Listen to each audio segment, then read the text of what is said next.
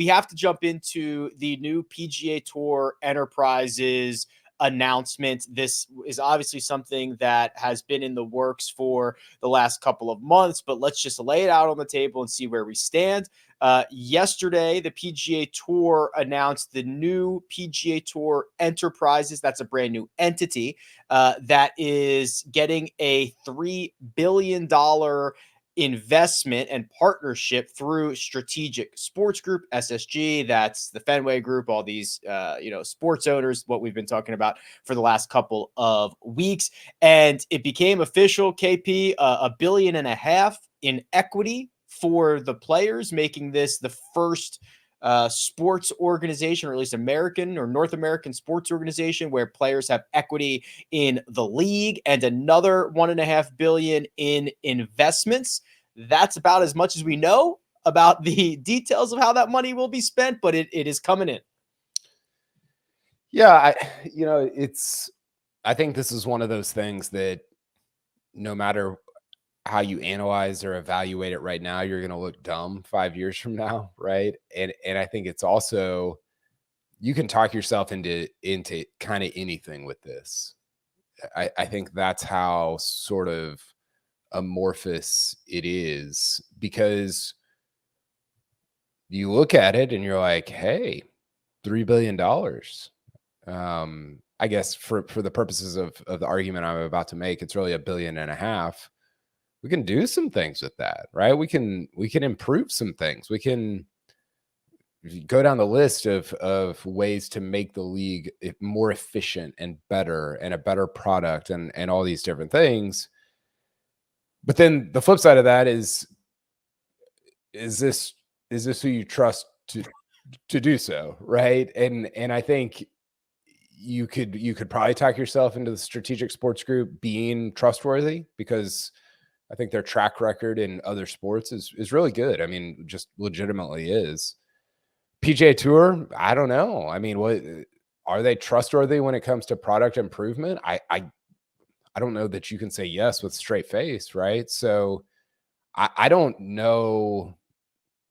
I don't really know how to feel. I'm like cautiously optimistic and kind of excited, but very wary about how all this is gonna play out.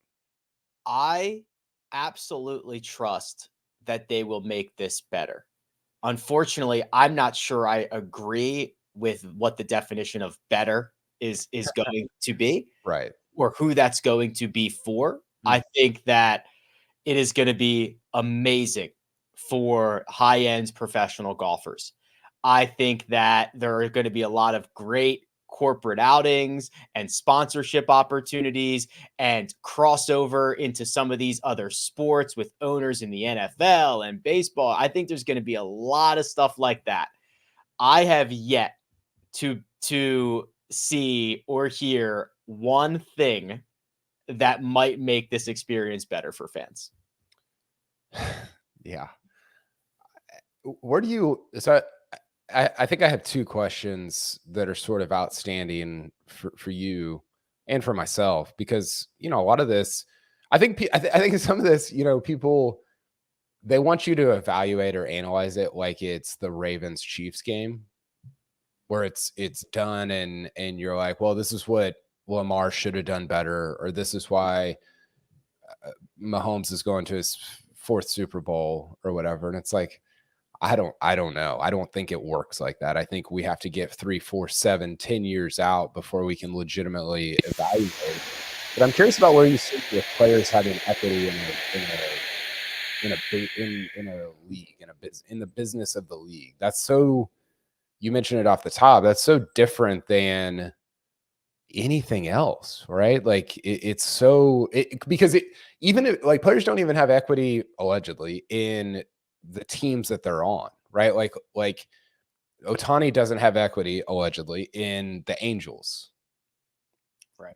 Even weirder, it would be even more strange if he had equity in Major League Baseball, right? Like, as a whole. Sorry, Dodgers. My bad. I didn't even catch that. I didn't even catch that. Where do you stand on that? Because I think there's some interesting arguments to be made there. I think on the surface, the easy explanation is that, well, hey, now they are more invested in the future of the league, right? If you own, let's say Rory McIlroy owns 1% equity in the PGA Tour. Uh, if the PGA Tour ceases to exist, that is like a lot of lost money for Rory. He is incentivized to go out and promote and do things, and et cetera, et cetera. I don't know if what I also think that does is I think it siphons a lot of money out of the league to fund this program, in which there should already be a lot of incentive for these guys to have their livelihood, Yeah. right? The idea, if you are in a very desirable position, whatever that is in the world, you want that position, that company, that whatever to continue to succeed and grow. So there's more opportunity. You can continue to be the best and you can continue to make a lot of money at it. I think that half of this investment, half of it, going into vesting equity for the players is basically removing half of the investment from the ecosystem. Yes, I agree with that. I think what's really difficult to measure is, and we don't know the details of any of this yet, but what does that equity look like 25 years from now, right? Where some, 7-year-old right now becomes a PGA Tour player. So for example, I have equity in CBS as a corporation. Paramount, I guess now is what the corporation is. It's not a ton, but this is not uncommon. When you work at a corporation, you get shares of their stock, right? Like that's part of the compensation plan. Now those shares, because there's so many people and it's been such a long time, they're not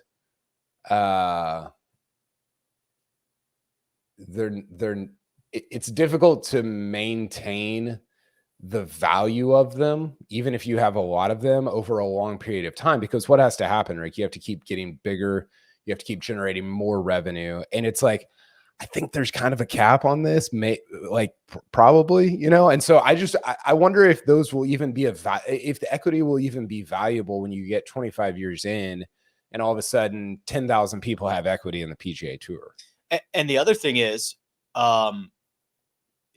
maybe I'm not a good example. No, I am a good example because I am not part of the stock plan at Paramount, but I can go buy Paramount stock, right? Joe Average can go and, Elon Musk could buy up a percentage of stock in a company. That's different than what's happening here, unless they're going to open up PGA Tour Enterprises and have it go public and let other people invest, right? Because you have this insulated group of people that, again, all I think is going to happen is, right, it's going to, one, remove that investment from the ecosystem because these guys are just going to put it in their bank accounts, and it is also going to continue and to be diluted over time as more guys get into the program, unless they are constantly, and maybe they plan to keep adding more to it, which would require the PGA Tour Enterprises to continue to grow, more investments to come in that are being earmarked just for equity. That's the thing. Like they're not getting, and we're sort of talking through this as we're going, but they're not getting pieces of paper like shares, right? They're getting $1.5 billion, right? That's my understanding. And it says, these grants will vest over time based on career achievements, recent accomplishments, future participation, services to the PGA Tour membership status. So it's kind of like, the way that I read that is, there's already a retirement plan in place for the PGA Tour that plays that, based on how many cuts you make and all this stuff, like money goes into it. That's kind of what it seems like. And then maybe after a year, you can take out so much of that. And after 2 years, more of that vests. And after 3, that's the way that I read it. So at some point that, again, because it's not shares, you can't just make more of them. That money runs out and you're like, well, sorry, you should have been around in 2024. Or unlike shares, if you want to sell your shares, you need someone to buy them. The whole thing is just, I think I want to talk about the PIF real quick before we get to Pebble. I think the other part that I just feel wary about, man, is the players, and Sean Zock tweeted this out, they retained a lot of control in PGA Tour Enterprises, right? And I like Jordan Spieth. I enjoy talking to him. I like Webb Simpson. I really enjoy talking to him. I don't know if it's good for any league to have its players running the league, right? Like, I know they're like, well, SSG is we're gonna consult with it, and it's like, I just like, yeah, but like you have control and power, and I don't think that's a good thing. I feel like I've been pretty adamant about this for a long time now, that it's really, and I guess they would argue, look, we're aligning incentives because now we have equity in the league growing and getting bigger, but growing revenue isn't always aligned with the fans' incentive, right? Like it seems like it is, but it is not. Yeah, like I just I don't know. I don't I don't love that part of it. There is a common saying that I think fits this situation, that the patients are now running the asylum, which is usually a warning. That's usually not a good thing. That is something that has happening right now on the PGA Tour. This does not include the PIF. Yeah. Okay. So this is SSG, the PGA Tour, DP World Tour, the new enterprises. The PIF, Public Investment Fund of Saudi Arabia, is not in this. Now, there's kind of, I don't want to say conflicting reports, but the official press releases say those negotiations are still ongoing. More investment could be coming. Kind of, if you hear like those negotiations might not be going so great, obviously, with John Rahm and Terrell Hatton and Liv starting their season this week in Mayakoba. So there still might be this 2-league system that we have. Did you see Spieth's comments yesterday? You know what? I did not. I saw Rory's comments. I saw that Spieth was asked about it, but I did not see what he said. I'm going to paraphrase. We don't need the exact quote, I don't think, but he basically said, like, we don't, and this has been a pretty common thing that other guys have said. I think Webb might have said it. Somebody else. Like, essentially, but we're not operating as if we need the PIF. And you're like, maybe. Mm-hmm. Hope so. Like I just, I threw this question out on Twitter because we talked about it a little bit on Tuesday, but does SSG view the PIF as a bigger risk or threat inside or outside of the group? Like, do they want them in or do they want them out? Where's the greater risk? And I think the greater risk is if they are outside of the moat, the literal and figurative moat at the global headquarters in Ponte Vedra. I think it's fascinating that SSG is they've invested $3 billion into a league that has lost 10% of its top talent, something like that, with no real end in sight. The whole PIF thing is like, and that's the part where I kind of look at it and I'm like, cool, you got $3 billion. Congratulations. Like, that's great. I'm very happy that you guys are all going to be a lot richer. Why don't you come holler at me whenever everybody's playing together again? Yeah. And if there is no end in sight and you think $3 billion is going to do it, it's not.